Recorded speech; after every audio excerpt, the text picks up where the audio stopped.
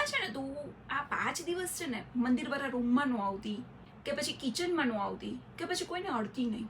જ્યારે કોઈ છોકરીની કે કોઈ સ્ત્રીની એની જ્યારે સાયકલ સ્ટાર્ટ થાય છે ને ત્યારે આ તો સૌની પહેલા સાંભળવાનું રહે છે. તો એવું કેમ? એકચ્યુઅલી કેવું છે કે પહેલેથી આપણને એવું શીખવાડવામાં આવ્યું છે કે પીરિયડ છે ને એનું જે બ્લડ છે ને એ શુદ્ધ નથી. ઓકે.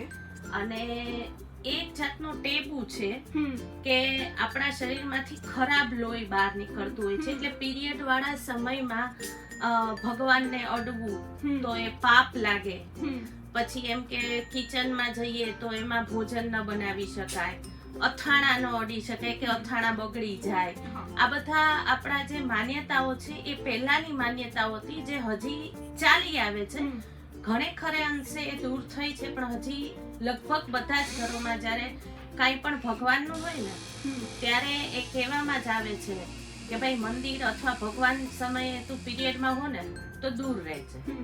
કારણ કે એ માન્યતા પહેલેથી ચાલી આવી છે ને આપણે એ માન્યતાને ફોલો કરીએ છીએ. પહેલાના સમયમાં એવું હતું કે મહેનત વાળા કામ હતા. એટલે ઘરમાં ઘંટી હતી, હાથેથી ઘંટીથી કરતા. ગેસ નહોતો, ચૂલો ફૂંકવો પડતો હતો, જેમાં પણ મહેનત થતી હતી. એટલે કૂવામાંથી પાણી લાવવું પડતું હતું. એ બધા મહેનતમાંથી સ્ત્રીઓને થોડો આરામ મળે, કેમ કે આ સમય દરમિયાનમાં સ્ત્રી માંથી જે લોહી વહેતું હોય ને એની સાથે સાથે એને થોડીક નબળાઈ આવતી હોય, પેઇન થતું હોય, જે દુખતું હોય એમાં જનરલી આરામ ન મળે. એટલે આ બહાને આરામ મળે. એટલે કહેવાય છે કે આપણે ત્યાં ભગવાનનું નામ લઈ લઈએ ને કે ભાઈ આ વસ્તુ થી ભગવાન, એટલે તરત જ એ લોકોના મગજમાં ઉતરી જતું હોય છે. એટલે જો એમને સ્ત્રીને આરામ કરવાનું કહીએ તો કોઈ સ્ત્રી આરામ કરે નહીં.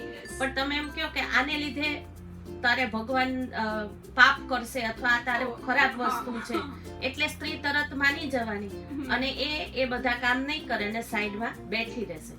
પણ એ જે સમયે આ બધું હતું ત્યારે, હવે તો ગેસ થઈ ગયો, કુકર થઈ ગયા, માઇક્રોવેવ થઈ ગયા, પ્લસ ઘરમાં પણ એટલું કામ નથી હોતું કે તમે આરામ કરો.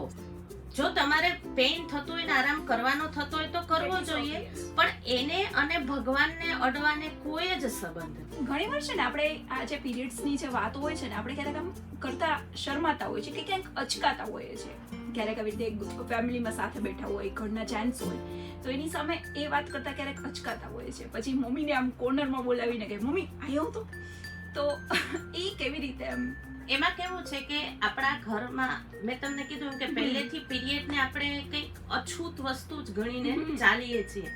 એટલે આપણા ઘરના પુરુષોને પણ આપણે એ જ શીખવાડેલું છે કે પીરિયડ તમારો વિષય નથી. એટલે પુરુષો ક્યારેય એ વિષયમાં પડતા જ નથી. એ સ્ત્રીનો સવાલ છે એમ. પણ જનરલી પીરિયડમાં થઈએ તો જ પુરુષ જન્મ લઈ શકે. યસ. તો એમાં સ્ત્રીનો સવાલ તો આવવાનો જ નથી. પુરુષ સ્ત્રી બેયનો સવાલ છે. પીરિયડમાં થવું એ સ્ત્રી માટે સૌથી મોટા આશીર્વાદ છે. તો એ આશીર્વાદને તમે કલંક રૂપે બહાર લાવ્યા છો.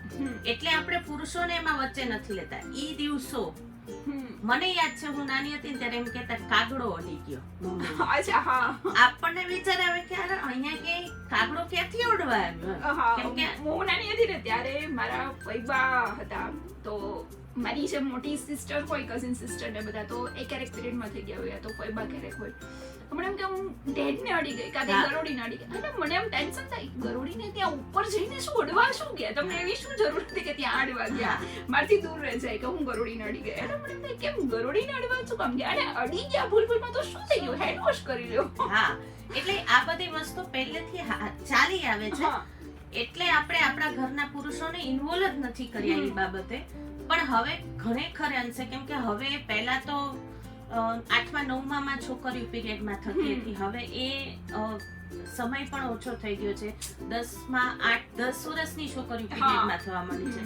એટલે પિતાએ પણ એટલો ઇન્વોલ્વમેન્ટ લેવું પડે છે, કેમ કે ઈ સમયમાં સ્ત્રીની શારીરિકની સાથે સાથે માનસિક પરિસ્થિતિ પણ એટલી જ ખરાબ થતી હોય છે કે એને સપોર્ટની જરૂર હોય છે.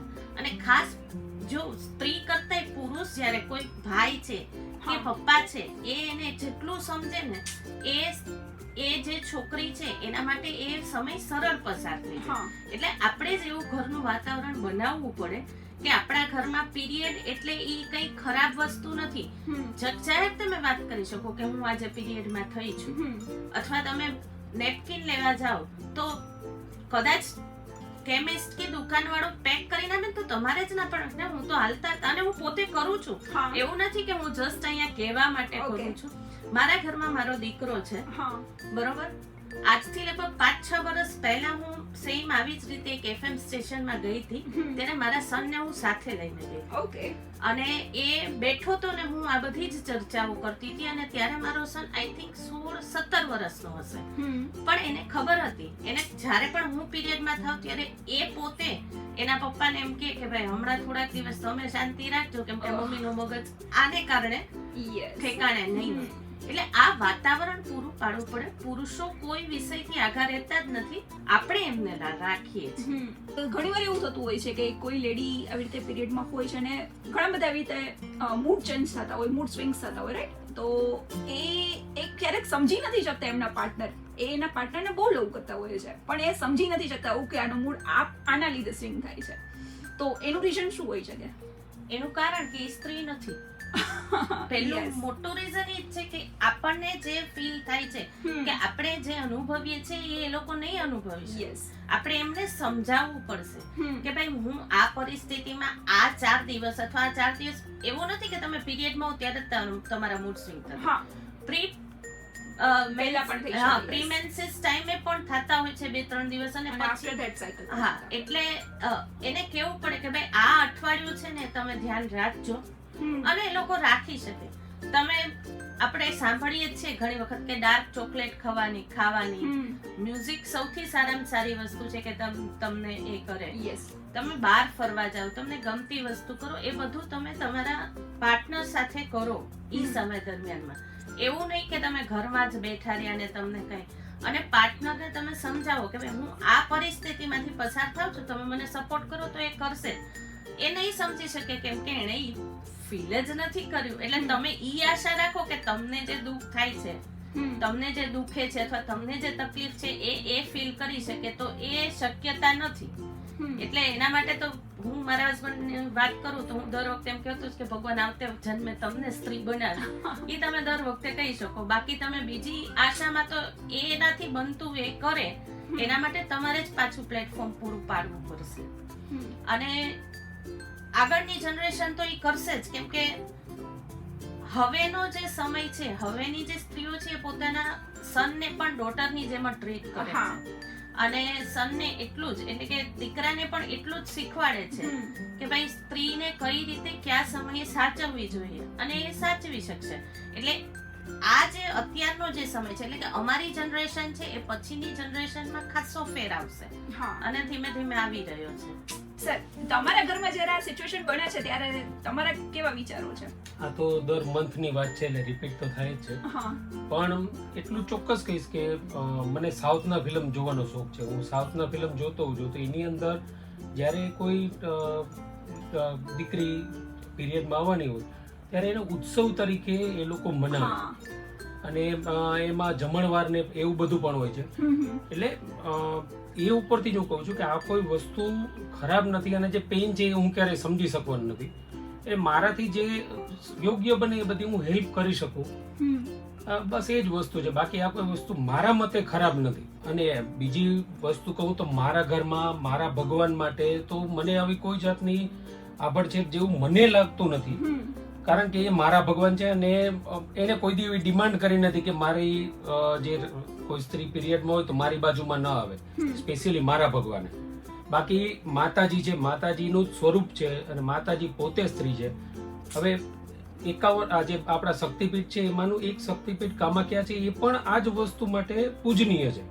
તો મારા માટે અને મારા મતે તો ભગવાન બધા માટે સરખો છે, અને એ મને પૂજા કરવા દે તો મારી વાઈફને પણ કરવા દે જ. એટલે હું એમાં નથી માનતો. જનરલી કેવું છે કે માન્યતાઓ આપણી પીરિયડમાં અલગ અલગ એટલી બધી છે કે એમાં ક્યારે માથું ધોવું, ક્યારે શું ખાવું, છે એમ કહેવાય કે ગરમ વસ્તુ ખાવ ને તો તમને બ્લીડિંગ બહુ થાય, હા યસ, અથવા એમ કે ઠંડુ ખાવ તો પપૈયું ખાવ તો વેલા થઈ જાવ, હા કે પછી કંઈક તમારે વહેલું થવું હોય તો તમે એવી પિલ્સ ખાતા હો અથવા પાછળ જવા માટે પિલ્સ ખાતા હો, બધી વસ્તુ બહુ નુકસાન કરતી હોય છે આગળ જતા.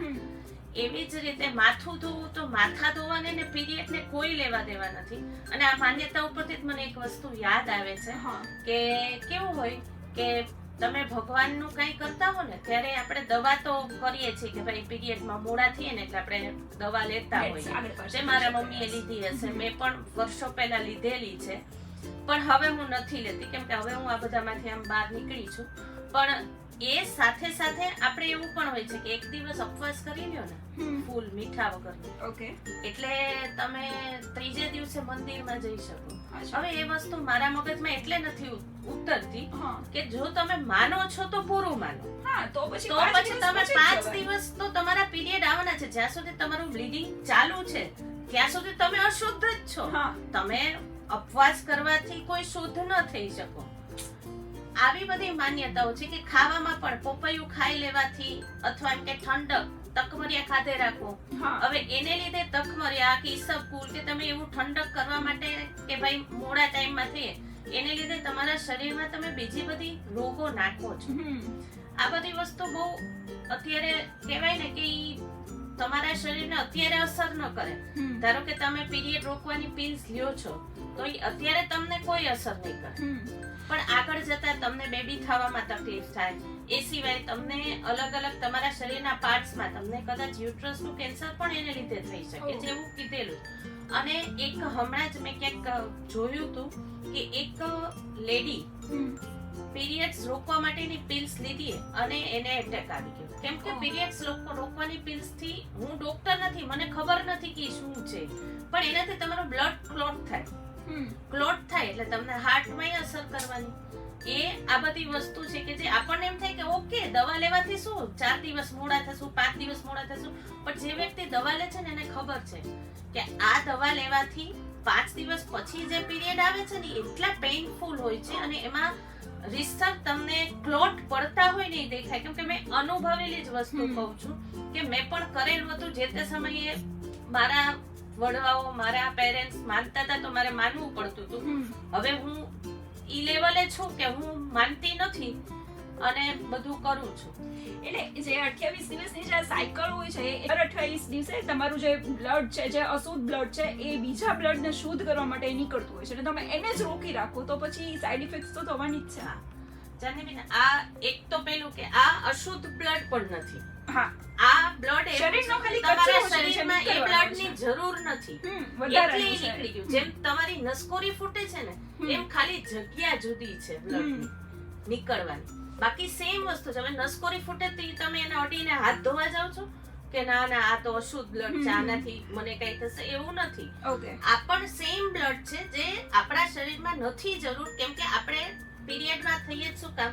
આપણે માં બનવા માટે પીરિયડમાં થઈએ છીએ.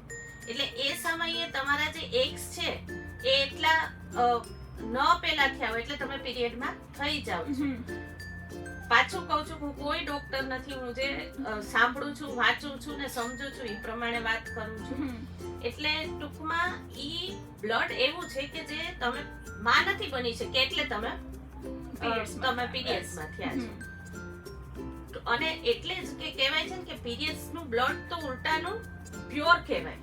કારણ કે એ બ્લડ માં જ તો બાળક ઉછેરાતું હોય છે. કેમ કે 9 મહિના બ્લીડિંગ નથી થતું તો એની બાળકની આજુબાજુ એ જ બ્લડ ફરતું હોય છે. એટલે ઉલટાનું એ તો કદાચ પ્યોર કહેવાય.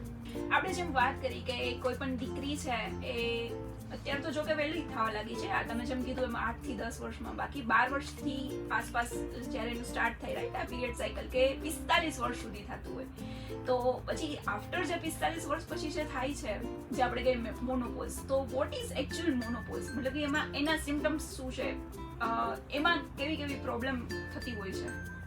એમાં કેવું છે કે જે રીતે પીરિયડ સ્ટાર્ટ થાય એટલે પીરિયડ પણ સ્ટાર્ટ થાય ત્યારે દર મહિને રેગ્યુલર ન આવે. પહેલા 1 મહિનો આવે, પછી 2-4 મહિના રોકાઈ જાય, પછી આવે. જેમ સ્ટાર્ટ થાય એમ જ એનો એન્ડ આવવાનો. પણ આ એન્ડ છે ને 10 વર્ષ ચાલે. ઓહો. પ્રી મેનોપોઝ કહેવાય કે જે હવે ઘણા લોકો વાત કરવા માંડ્યા છે. બાકી મારા મમ્મી જ્યારે મેનોપોઝમાં થયા છે ત્યારે એ શબ્દ નહોતો આવ્યો. હું પ્રી મેનોપોઝ પીરિયડમાં ચાલી રહી છું એટલે હું બધી અનુભવ તમને ઈઝીલી કહી શકું કે કેવું છે કે વર્ષે 2-3 મહિના તમારા સ્કીપ થઈ જાય, પાછું રેગ્યુલર થઈ જાય, એવું લગભગ 5-7 વર્ષ સુધી ચાલે ને પછી તમારા પીરિયડ બંધ થાય. હવે તમને મહિને ટેવ પડી ગઈ હોય યસ પીરિયડની, નો આવે ને તો તમારા મગજમાં અસર થવા માંડે, માનસિક અસર. જે બધા એમ કે ને કે ભાઈ પ્રી મેનોપોઝમાં લોકોને ડિપ્રેશન આવે છે કે ટૂંકમાં માનસિક જે અસર થાય છે અથવા એમ કે મૂડ ચેન્જ, જે મૂડ સ્વિંગ્સ આપણે કહીએ છીએ એ થઈ જાય છે. એનું કારણ એ છે કે આપણને ટેવ પડી ગઈ છે. આપણે અમુક તારીખે એ પીરિયડ આવે એની રાત જોતા હોય છે, ન આવે ને તો આપણને પણ એમ થાય કે આ કાંઈક આપણા શરીરમાં કંઈક અલગ છે. એટલે ઈ જવાનું હોય ને ત્યારે તમને એવું ફીલ થાય કે હવે તમારામાંથી સ્ત્રી તત્વ જઈ રહ્યું છે. ઓકે. કારણ કે આપણને ઈ જ શીખવાડવામાં આવ્યું છે કે પીરિયડ એટલે તમે સ્ત્રી છો, એટલે તમે પીરિયડમાં થાવ છો, અને પીરિયડમાં થાવ છો એટલે તમે સ્ત્રી છો. આ આપણને આવું જ શીખવાડવામાં આવ્યું. એટલે આપણને એમ થાય કે હવે હું પીરિયડમાં નહીં થાવ તો હું સ્ત્રી નહીં રહું, મારામાં ઈ તત્વ નહીં રહે. ઈ તકલીફ થતી હોય છે. એને લીધે થઈને જે માનસિક ચેન્જ આવે છે, ફિઝિકલી તો ઘણા બધા ચેન્જ આવે છે મેનોપોઝ સમયે, પ્રી મેનોપોઝ સમયે. આજની જ વાત કરું તો સવારે ઉઠી તો મને સિવિયર બેક પેઇન થઈ ગયું હતું. એટલે તમારા મસલ્સમાં ચેન્જ આવે, તમારા વાળ ખરાબ થઈ જાય, તમારી સ્કિનમાં પ્રોબ્લેમ આવે, તમે ભૂલી જવા માંડો. આ બધી વસ્તુ મેનોપોઝમાં સ્ટાર્ટ થાય. પણ કેવું છે કે આપણે એને કોઈ રોગ નથી ગણતા, કોઈ નોર્મલ લાઈફસ્ટાઈલમાં ચાલ્યા જતા હોય છે. પણ જ્યારે તમારું મેનોપોઝ આવે ને ત્યારે તમારે ગાયનેકને કન્સર્ન કરવું જ જોઈએ. ઓકે. કારણ કે એ તમને પ્રોપર મલ્ટીવિટામિન્સ ને બધી વસ્તુ આપે, અથવા તમારે એવા ખોરાક સ્ટાર્ટ કરી દેવા જોઈએ કે જેને લીધે તમારા જે તમારા શારીરિક ને માનસિક જે તમારી તબિયત છે ને એ એઝ ઇટ ઇઝ. તમારે થોડી એક્સરસાઇઝ પણ કરવી જોઈએ. અને મેં હમણાં જ મારું એવું છે કે હું આ બધું બહુ જોતી રહેતી હોઉં છું, વાંચતી રહેતી હોઉં છું. એટલે આપણે કહીએ ને સોશિયલ મીડિયા જે જોઈએ એ જ વારે વારે આવે, એટલે મારે બધું એ જ સામે આવતું. એટલે હમણાં 2 દિવસ પહેલા જ એ મેં વાંચ્યું કે જનરલી કેવું તમારું બોડી વધવા માંડે મેનોપોઝ દરમિયાન. એટલે સ્ત્રીઓ શું કરે કે હેવી એક્સરસાઇઝ કરે, જે એમાં નથી કરવાની. આ 10 વર્ષ તમારા શરીરમાં જેટલું વજન છે એમાં વધે નહીં એનું ધ્યાન રાખવાનું છે, ઘટાડવાની ટ્રાય નથી. You have to maintain. હા, એટલે તમને જે તકલીફ છે એ બધી ઓછી થતી જશે. એટલે મેનોપોઝ પણ જેમ પીરિયડ સ્ટાર્ટ થઈને જે તકલીફો છે એ જ તકલીફ મેનોપોઝ દરમિયાન પણ તમને થવાની છે. અને એ સ્વીકાર તમારે માનસિક લાવવાનો રહેશે. અને એના માટે એક નાનકડી એવી રેમેડી ઈ જ છે કે તમે બને એટલા એક્ટિવ રહો. ઓકે. તમે કંઈક એવું ઘરકામ એક્ટિવ એટલે એવું નહીં કે સવારે કામ જ બધું કામ કર્યા કર્યું, ઘર સાફ કર્યું, કદાચ 2-4 દિવસ ઘર સાફ નહીં થાય તો વાંધો નહીં આવે.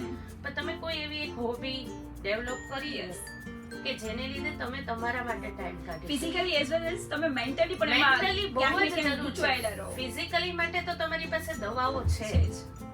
કદાચ તમને પેઇન થયું તો હું આજે પેઇન કિલર લઈને જ આવી છું, તો પેઇન થયું તો તમને પેઇન કિલર છે.